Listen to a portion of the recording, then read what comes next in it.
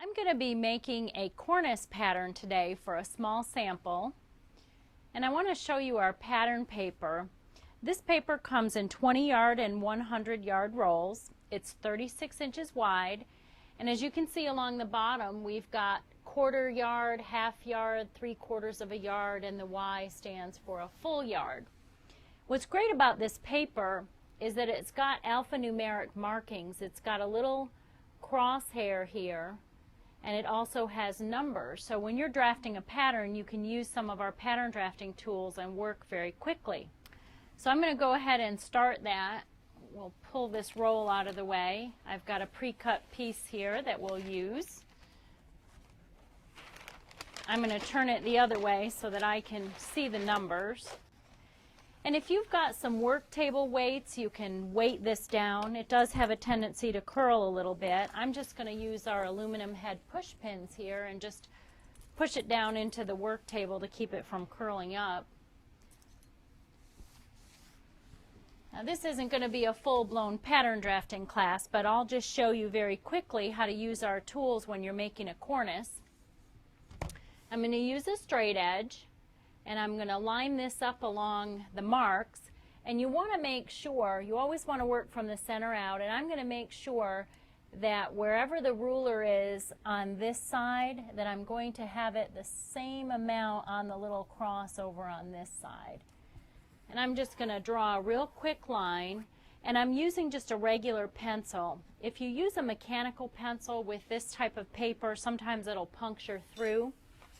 So I just like to use a regular pencil, and I use a little white eraser. This is just a soft artist eraser. If you try to erase with this, it can tend to smear the paper, and if you use the soft eraser, it won't tear the paper, and it really works well. And you can get those at a craft store or at an office supply store. Now this little sample that I'm going to make is going to be fairly small. I'm going to make it 24 inches wide. So I'm going to find the very center, and I'm going to mark the center. And when I draft patterns, I normally just draft half of the pattern, so I'll be doing that today. And I know I want this 24 inches. There's my 12 mark. I'm going to use our clear view ruler. Here's my edges of my pattern, and I'm right on one of these little crosses. I'm just going to line this up from top to bottom. This is going to be my center. I always put a C there to know that's my center. And since this is a small sample, I'm going to have the long point of it be about 7.5 inches. I'm going to come over to the side and draw the side. And again, I'm lining this ruler up with these little crosshairs on here. You want to make sure that it doesn't slide. And just go ahead and mark that. And then I can determine how far down I want to make this. This is going to be a tiny little pattern. So I'm going to mark a line here at the 8-inch mark. The reason I'm doing this is because if I'm working with a pre-cut piece of material, whether I'm using Firmaflex or a piece of wood, if I wanted to make this cornice exactly 8 inches, and I used a pre-cut piece of material that was 8 inches, if this was rounded, I would end up having a flat spot. So the cornice I'm making out of this will actually be made from our product Firmaflex. And that particular cornice, I'm going to finish out at about 7.5. So I want to just make sure that I stay below that 8-inch mark. So I'm just going to put a tiny line there to remind myself to stay off of that.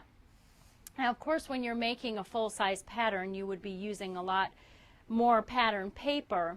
But I'm just going to show you very quickly. When I draft a pattern for a cornice, I use a couple of supplies, and these are must-haves in my workroom. This is our metal curve, and what's great about this is you can flip it and turn it and draft nice clean lines with it, and I'll show you. This is going to be a relatively simple design. I'm just going to start out here, and I very, very lightly just draw what I want. I'm going to make a little point here, and I know you probably can't see this too well, but that's okay. We'll darken it up in a minute. I'm just using a real light touch. I'm kind of almost sketching this. And remember, we wanted this to not be quite 8 inches. And I'm going to put it, remember our mark there, we want to stay above that. And I'm going to turn it and then just start drawing this out. And I'll continue to turn this and move this as needed.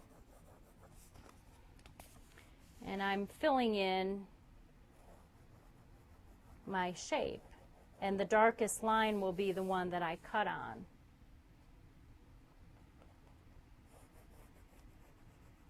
And if you want to learn how to cover a cornice, we have our cornice video, and it shows a nice cornice that we made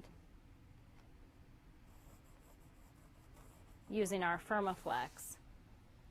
So I've gone ahead and drawn that in. Now I can go back and I can erase all these lines, and that line has now become my cutting line. Now a lot of people, what they'll do is they'll cut along this line and they'll take that right to their piece of wood or their piece of Firmaflex, and they'll go ahead and use that half and just flip it over. But if you want to, you can actually cut this out, flip it on the center line, and draw the other half. So I'm going to go ahead and finish this up, and then I'll show you when I'm done.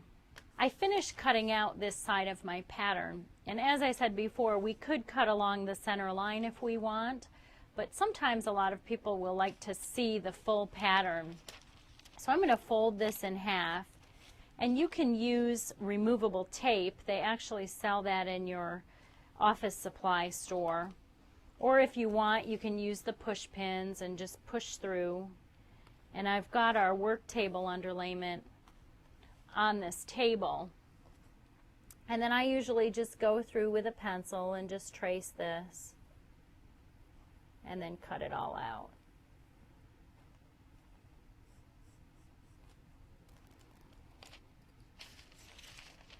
And there's the other half. So I'll go ahead and cut this out and then show you the finished pattern. I finished cutting that out, and now it's ready to transfer to my piece of Firmaflex.